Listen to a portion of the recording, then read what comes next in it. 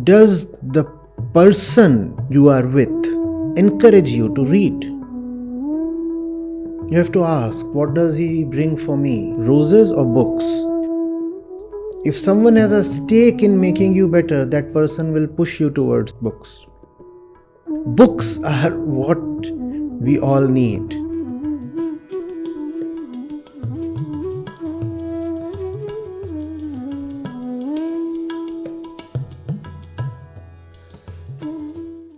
Non-repetition is the bane of scriptures.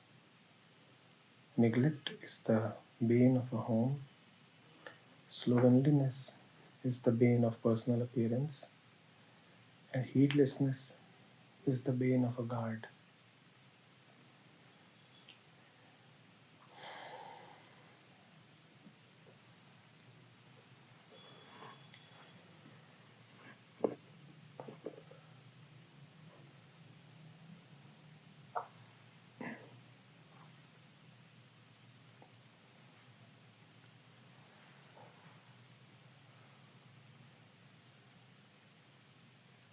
The scriptures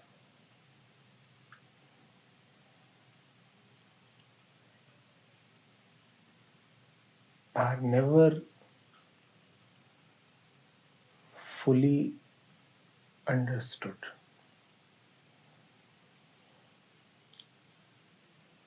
The scriptures never get exhausted.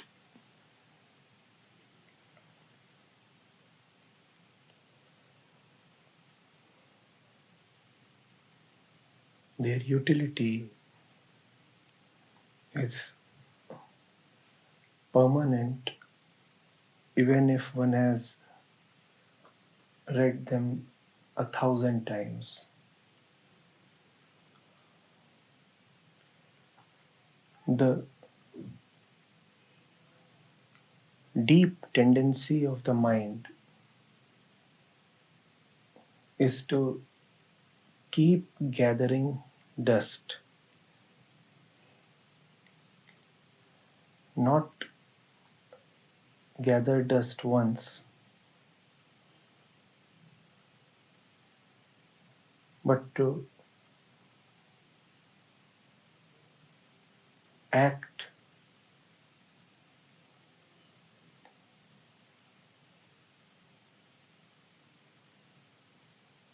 like the jaggery that would constantly attract ants and flies.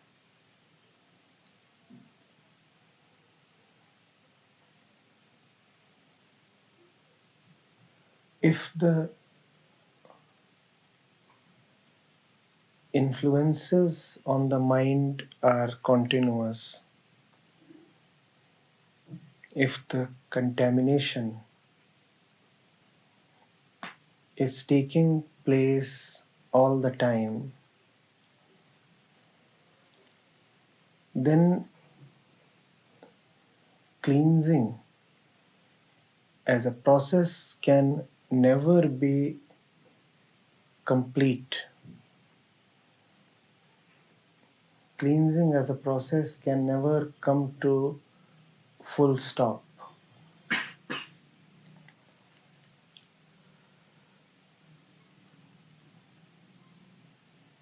One can never say, I am done with the scriptures. That is the fundamental difference between accumulation of a particular object and freedom from all that which is objective. You can accumulate an object, get it, possess it, and close the chapter. You can then surely and finally say that you have what you wanted. the object is in your possession. Fully and finally. You have gathered knowledge and the knowledge is now yours. Yes, you have that knowledge. Or a particular skill. Now you have developed it, it is yours. Scriptures are not to be treated as knowledge. The scriptures are cleansing agents.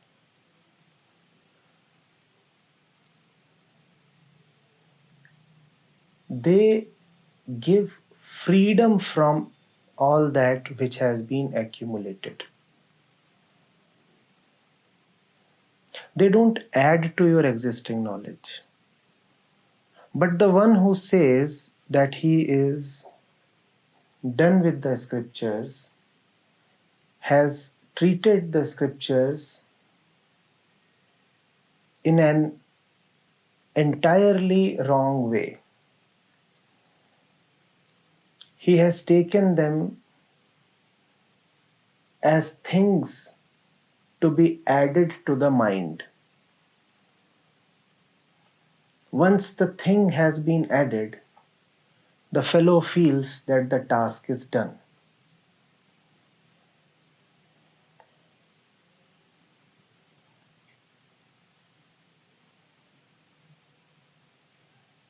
Over a heap of soiled clothes, if you keep a cake of soap,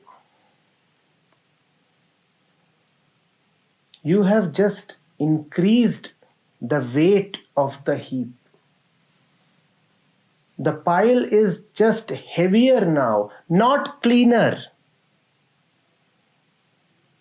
Initially, it was the clothes plus the dust. Now it is the clothes plus the dust plus the soap. Yes, you can congratulate yourself that the weight of your belongings has increased. But have you achieved your purpose? If your purpose was to burden yourself with even more weight, then your purpose has been achieved. But if your purpose was to get rid of the rubbish, then your purpose has been badly defeated. Soap is not to be added. Soap is not an accumulation. Soap is applied and applied again and again. Not only is soap applied, but is also washed away so that neither do the old accumulations remain, nor does the soap become a recent accumulation.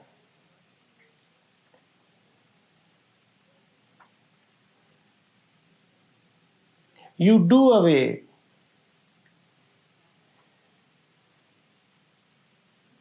with the dirt, but you also do away with the foam and the water. Finally, the purpose of the entire exercise is to be left with nothing at all, except the clean cloth. That is what is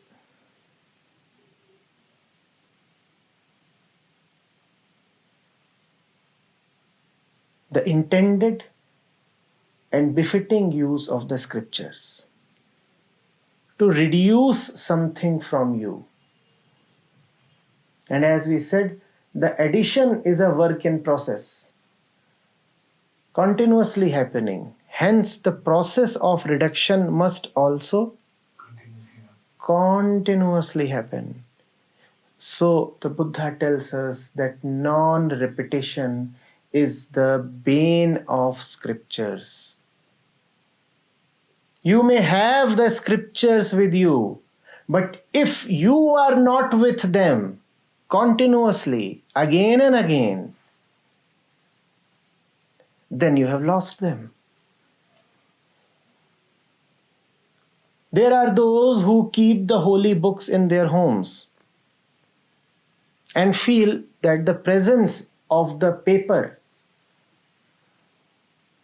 will transform their lives.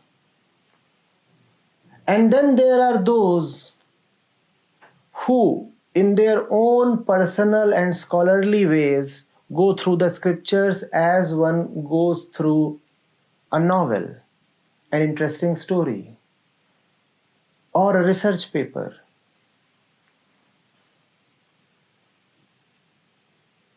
When they go through the scripture, they are sincere.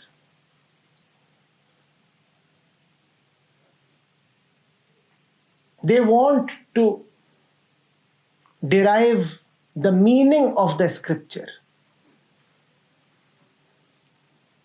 They want to interpret what the scripture is saying.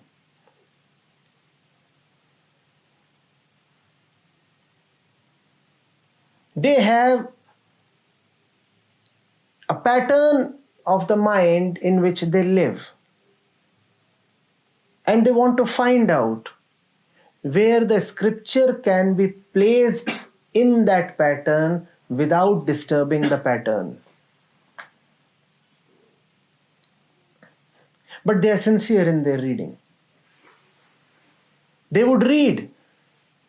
They may even memorize.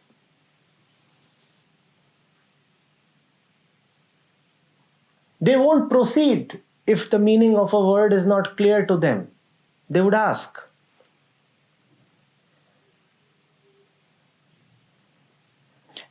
And when they would reach the last verse, they would say, the file is closed.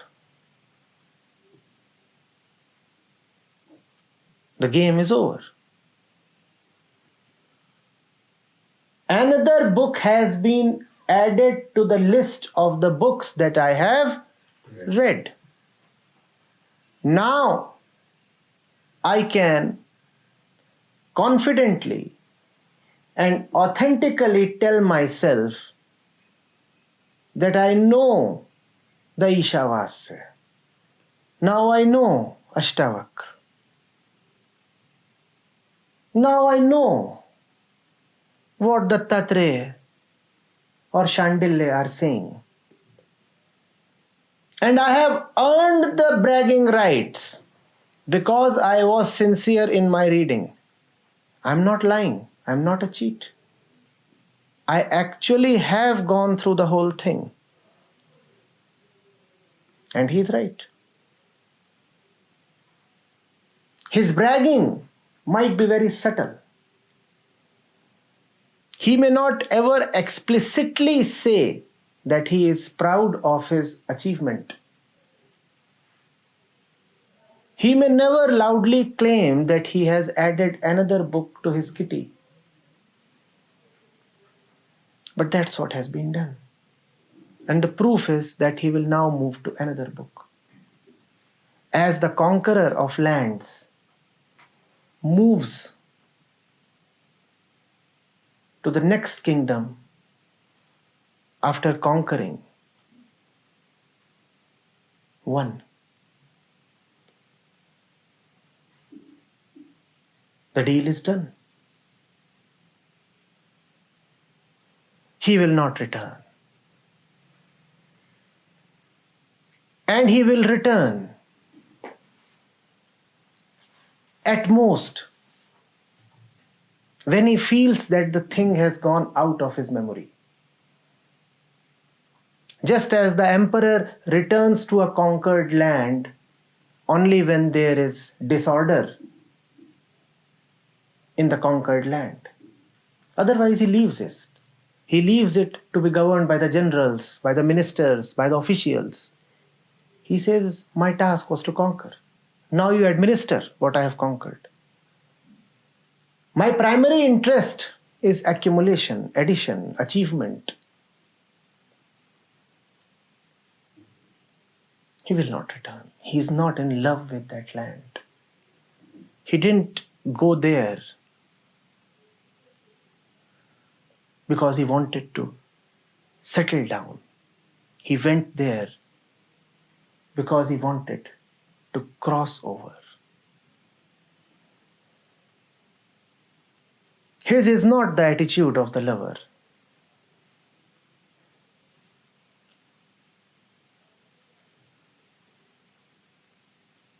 To put it bluntly, his is the attitude of the rapist.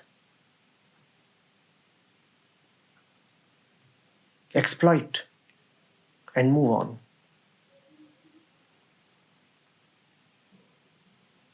Such is the attitude of many of us with the scriptures or with the teacher.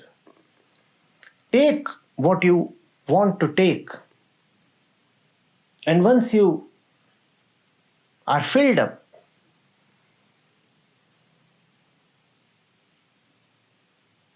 move on. You have no love.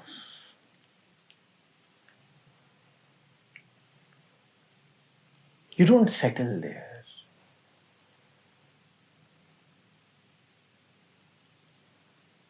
You trample the territory. You conquer it. And then there are those who are conquered by the territory.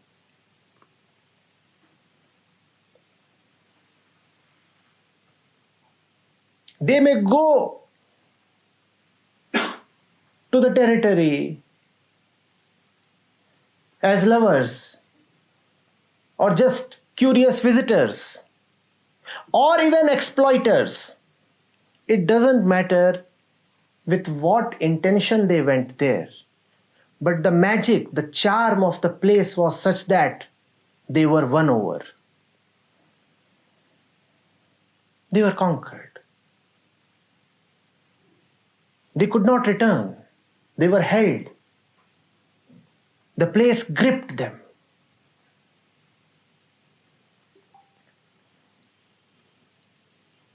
These are the ones who really benefit.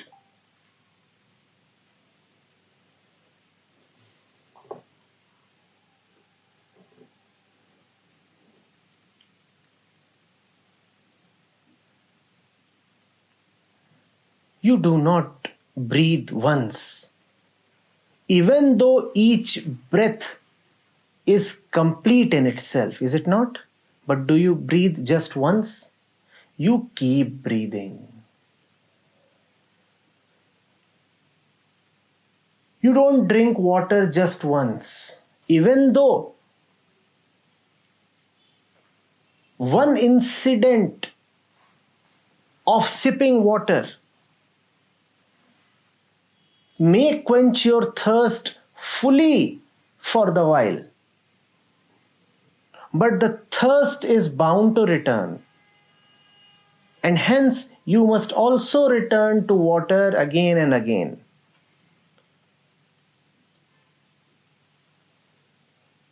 Man is born thirsty. There is a great arid desert within him.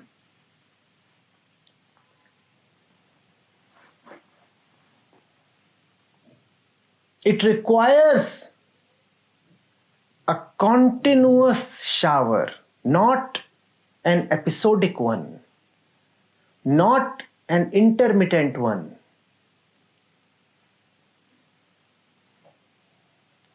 Places where it rains just once a year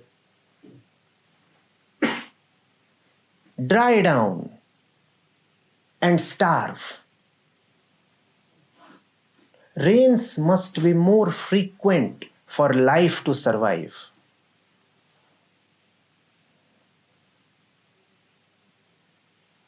Even in the months of May and June in India,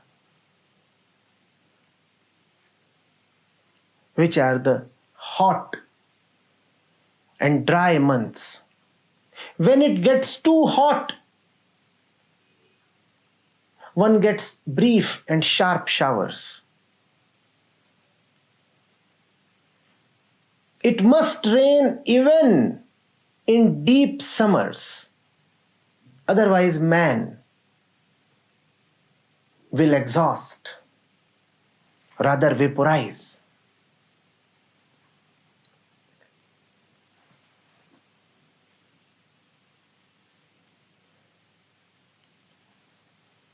One has to return again and again. It's a continuous pilgrimage. It's the flow of the river. It doesn't cease at any point.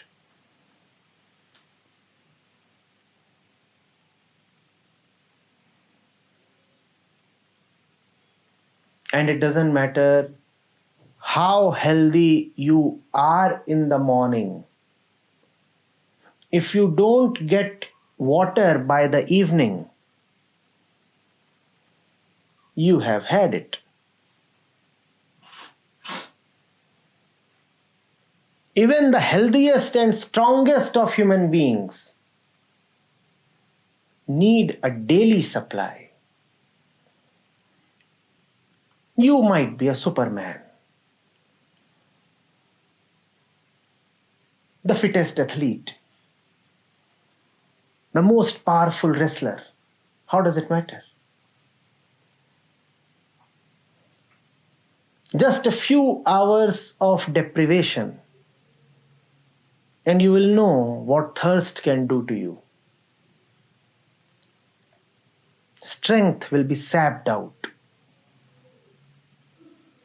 That is what happens to the man who thinks that he can be casual with the scriptures.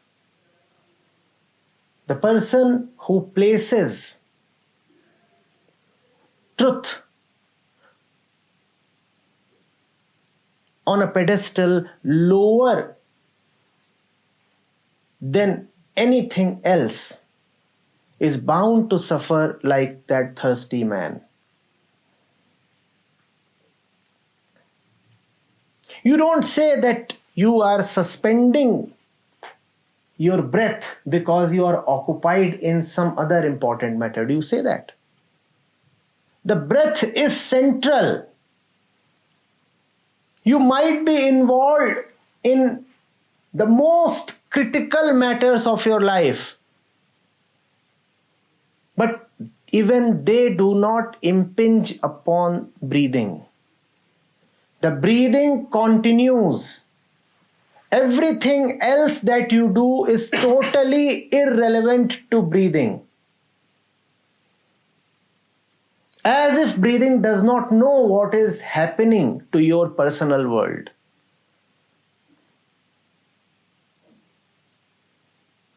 Similar is your relationship with the truth. It doesn't matter what you are doing.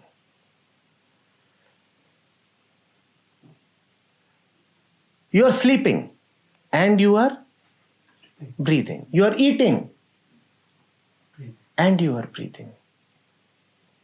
You are in a wedding ceremony and you are breathing. You are in front of a funeral pyre and you are breathing. You are a kid. You are breathing. You are an old man. You are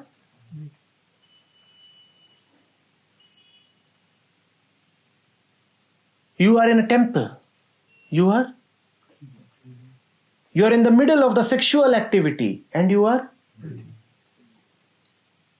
And that's why you are alive. Even when you are swimming, you must continue to breathe. Even when you are surrounded by water, you must still. Even when you are in outer space as an astronaut, you must still continue to.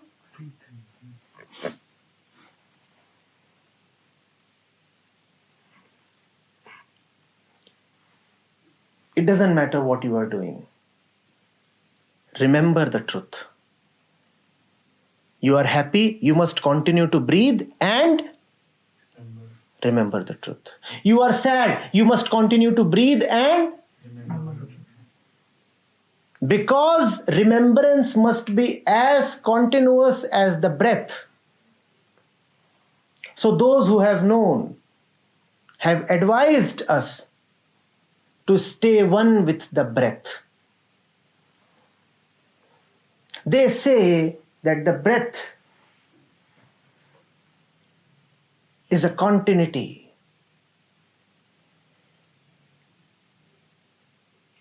An unending filament, a tar that doesn't break.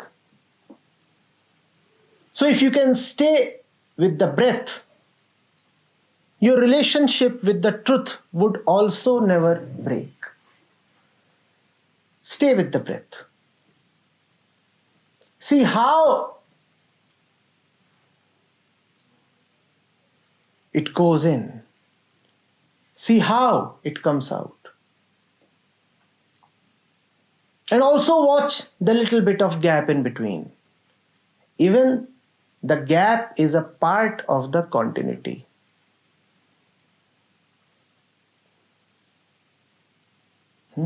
The gap does not render the breath discontinuous, or does it? And there is indeed a gap, and yet breathing is continuous.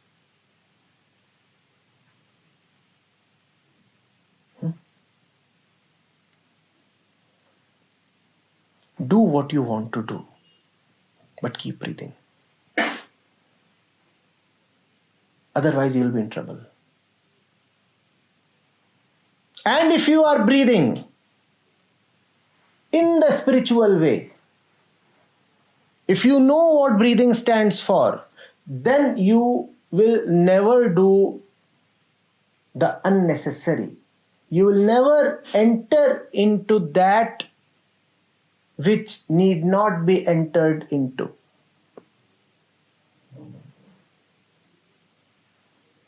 The breath and its movement will decide the movement of the hand.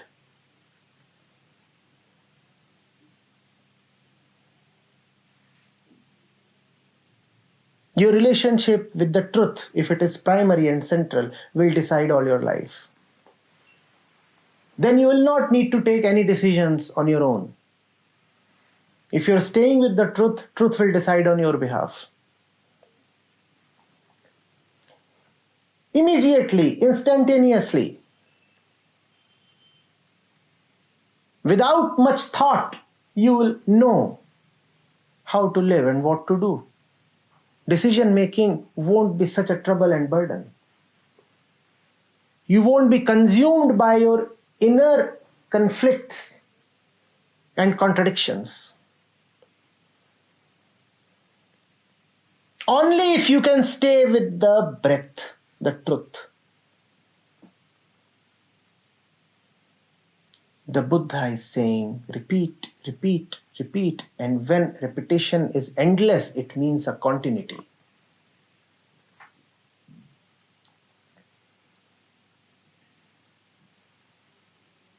Never come to a full stop. The full stop will not indicate that you have graduated to the next level. The full stop indicates that you have died. You are not being promoted. You are due to be cremated.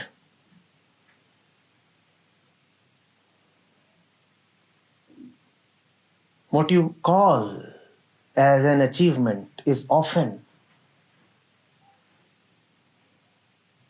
just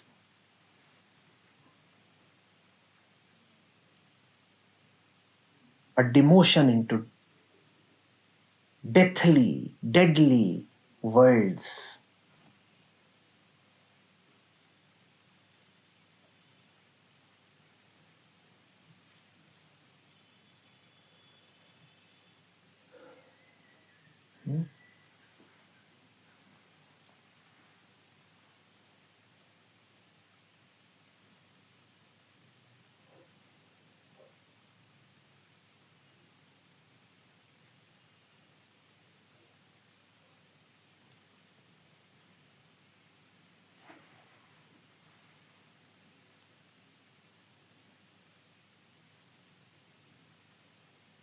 Don't be a spiritual tourist.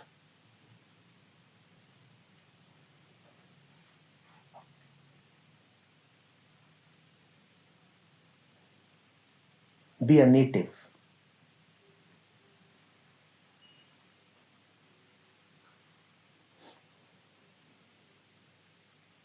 Belong to the land.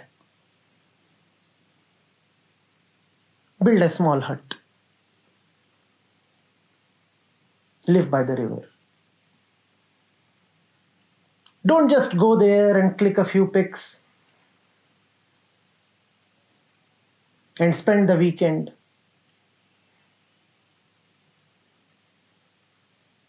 And then return to your sophisticated hell.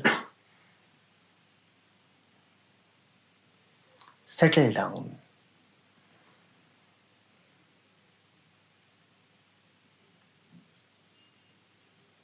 Commit to yourself. Give your hand. Be wedded.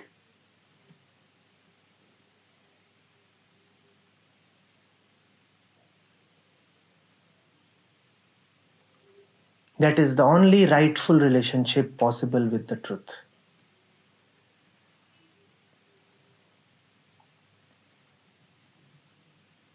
Truth is not for window shoppers. Truth is not for grasshoppers or for frogs. Now here, now there, belonging to nowhere, anchorless, rootless.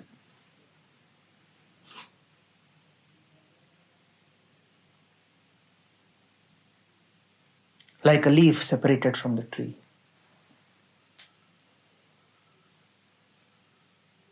At the mercy of the winds.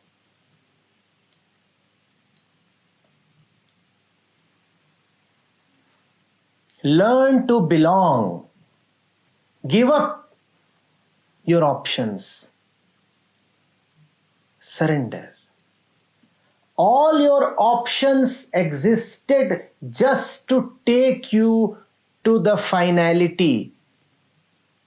In front of the finality, why are you still clinging to the options?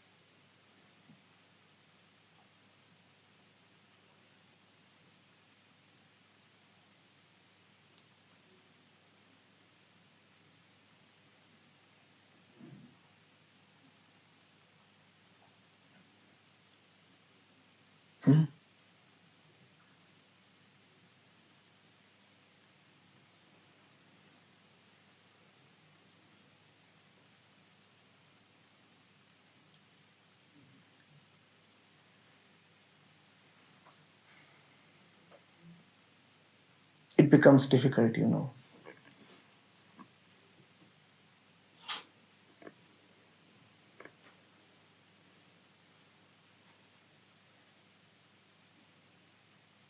I have known a fellow.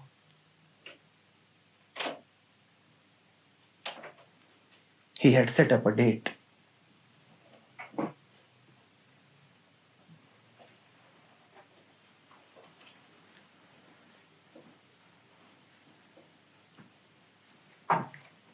He decked himself up.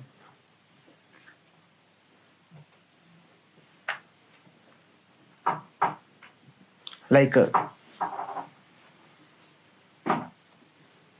peacock.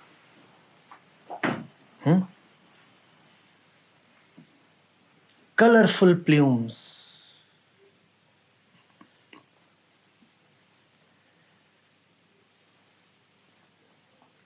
wearing this, donning that.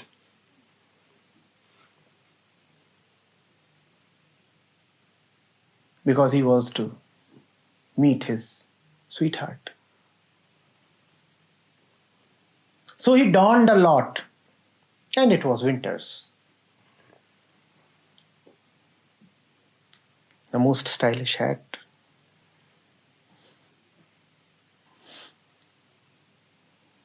Inners, outers, and then some more outers. Uppers, lowers, maybe middles as well.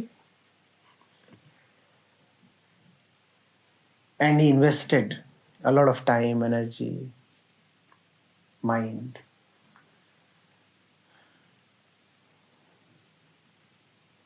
in puffing himself up like the peacock.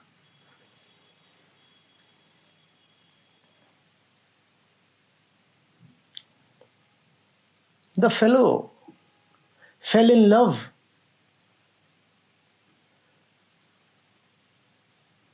with all the tailor work,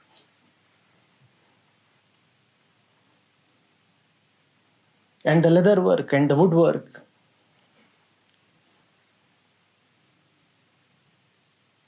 And obviously the brand work. So when the moment arrived, when he was with his beloved,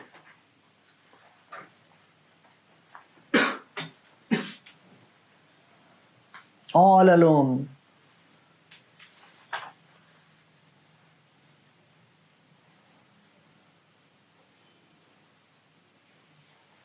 he kept talking of nothing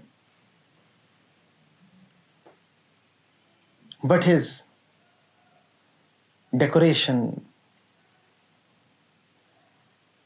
ornaments,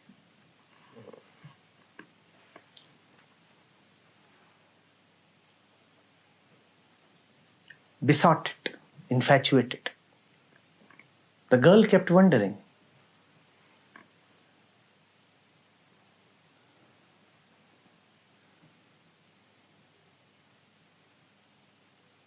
finally she said, maybe.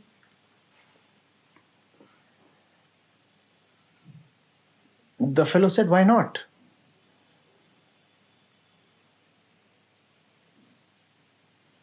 But the clothes won't get off. They will remain.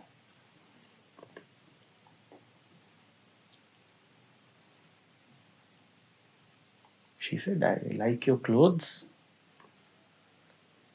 but you think you need to still keep them on? He said, you see, have you ever seen a peacock give up its feathers?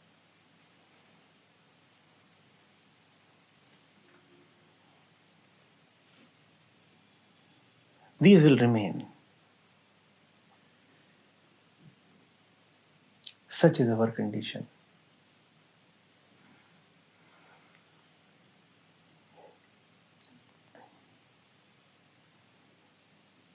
We refuse to give the medium up even when the destination has arrived.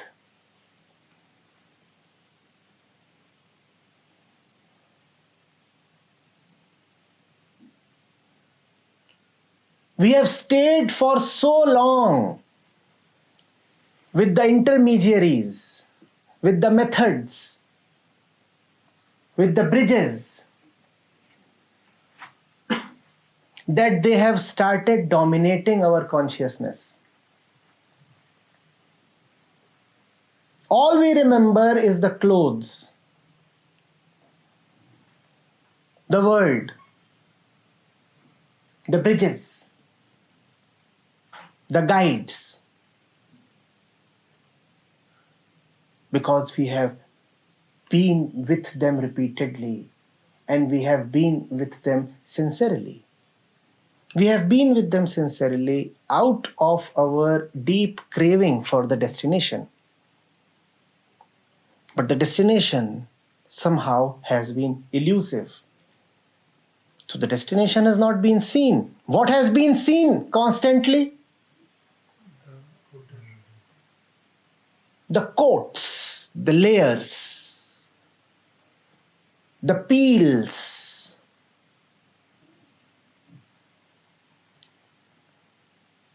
the mediums. And the mind is such that it starts identifying with that with which it has had a long-standing company and relationship. If you stay with a banana peel for very, very long, you'll be surprised to find that you have developed an association with it. If you stay even in a hotel room for a week, you'll find something gripping your heart when you leave that room.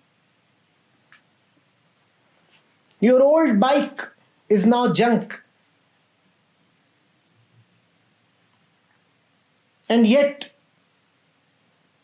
you feel a block when you want to do away with it.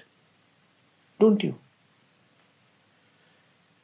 That's how man is. And man has lived for long with the mediums just because he has wanted to use the mediums to reach the destination. But the mediums have now become sticky, or let's say man has now stuck to the mediums. Long-standing association has created an unintended bondage. There's nothing more to it. Just the length of the time elapsed. It's a very, very long stretch of time. We have been searching and traveling and trying since very long. And the clothes have kept on gathering layer after layer.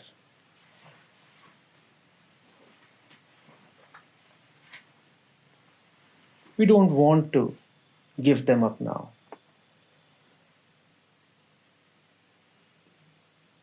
We want to retain them. Mind is the bulk of these coats, the peels. So many strata.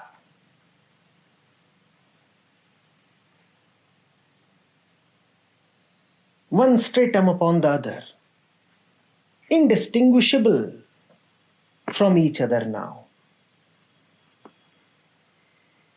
Intertwined, mashed up.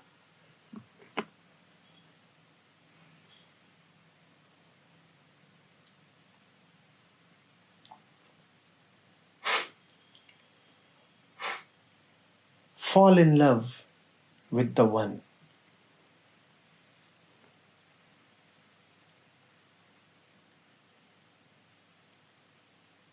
That is available.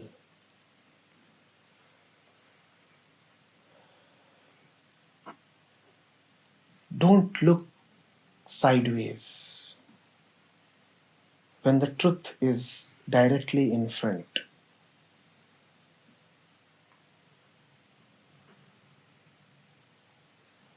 When you board a train, it's very important that you must be in time to catch the train.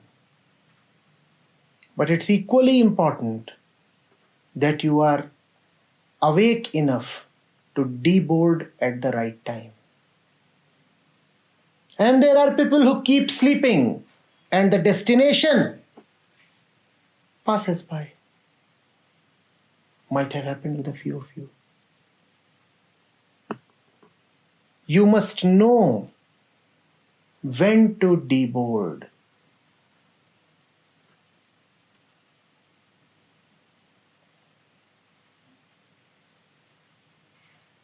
It's always time.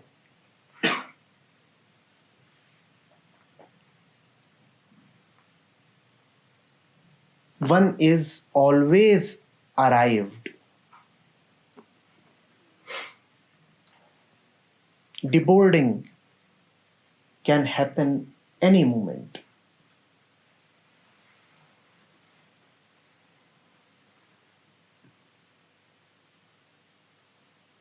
The journey is not wrong, just useless. You wanted to reach the sky and now you are journeying through the sky. You can get down at any point.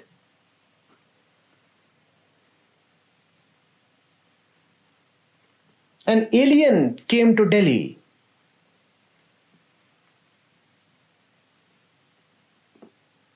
And boarded the metro. His intention was to get down at Delhi. Now, where should he get down? Where should he get down? Anywhere. Get down anywhere. It's all the national capital region. Doesn't matter where the train is, get down.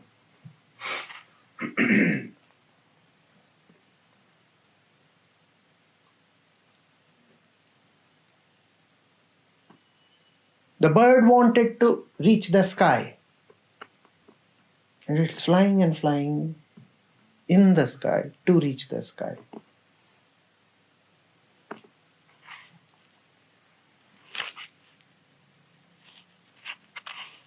The repetition that Buddha is talking of is possible neither in fear, nor in discipline, nor in remembrance. It is possible only in deep love.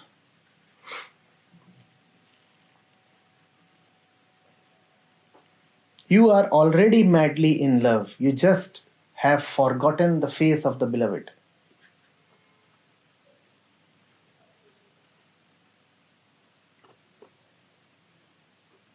The mysterious separation has been for just too long.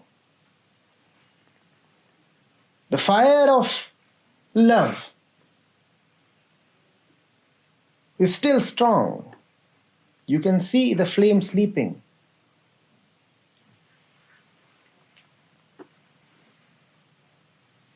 But the name, the face, the identity of the beloved is long lost in memory.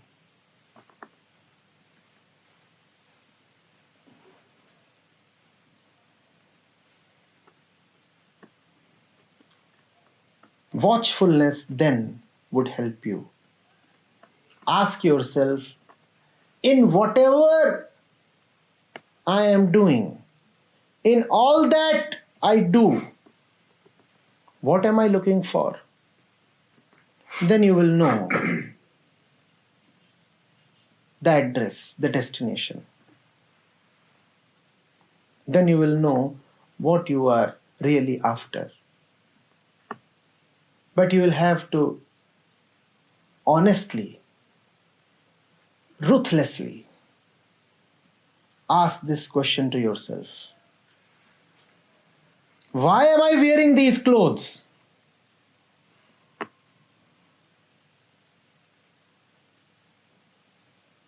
Why am I driving so fast? Why did I build this house? Why did I gather this assembly? What is this network around me? What is this world that I have manufactured? Why did all this happen? Then you will know your deepest desire. Being desirous is all right as long as you know what you are really desirous for.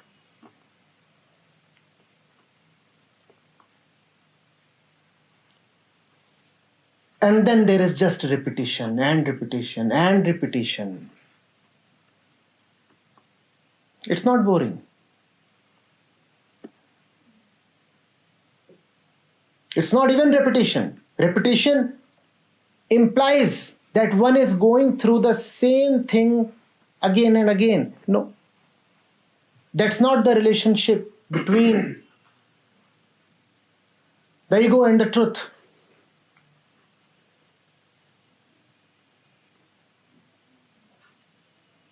That's not the relationship between the I and the light.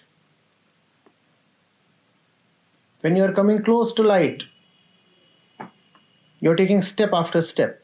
It's a repetition, is it not?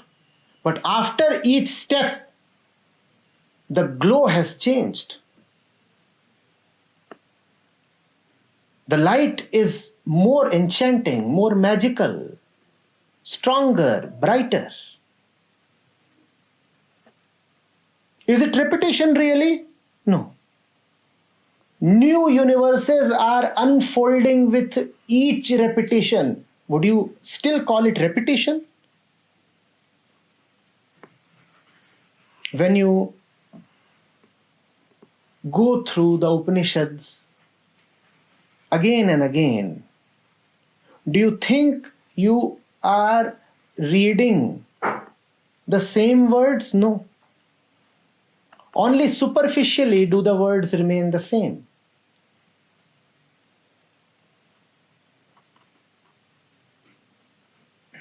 Newer meanings emerge. More importantly, you are renewed with each repetition. You have changed. Do you still call it repetition?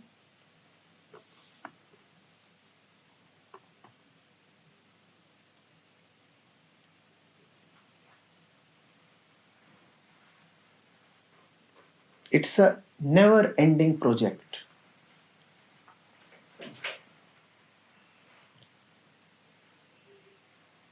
And it's great that it never ends.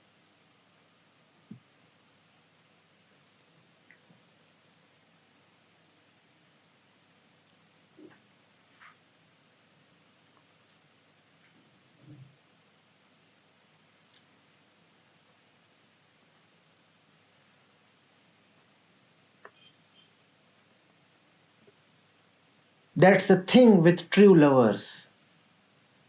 They keep renewing themselves. And that is why the relationship never gets stale. Truth is the truest lover. Its moods, forms, shapes, colors, expressions, charms are infinitely diverse.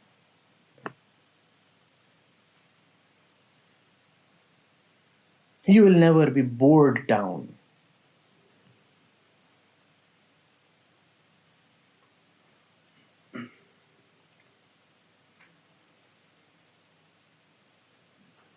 The commoner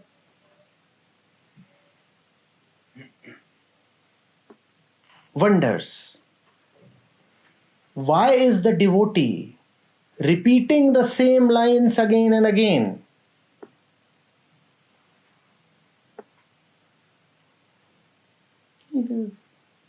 Doesn't he tire down? Doesn't he wear out? All he is saying is Hari Om, Hari Om, Hari Om a million times. What the fool doesn't realize is that each Hari Om is very different from the previous one and the next one. There are skies upon skies. There is no end to the flight.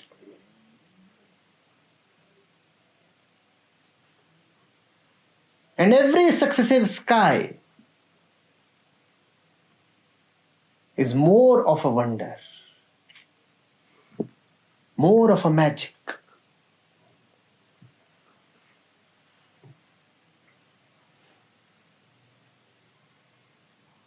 More enamoring, more captivating. Who wants to stop? Hari Om, Hari Om, Hari Om.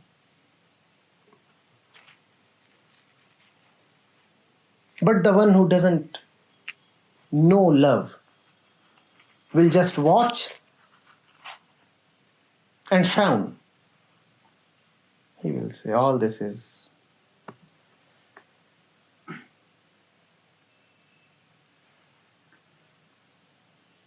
so unexciting.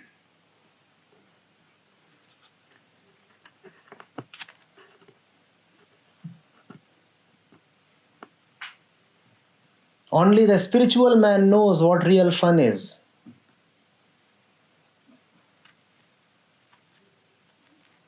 Others, they move from boredom to boredom.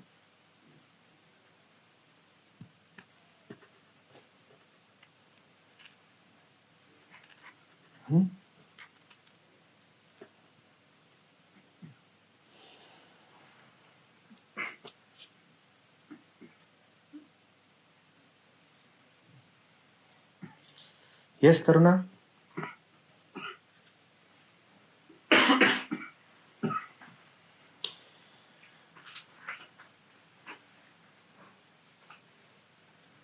The Buddha has gone on to say neglect is the bane of a home, slovenliness is the bane of personal appearance, heedlessness is the bane of a guard.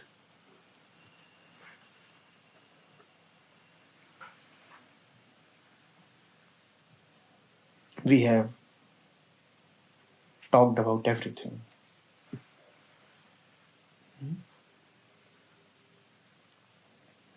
When the first is covered, all is covered, including the middle and the last.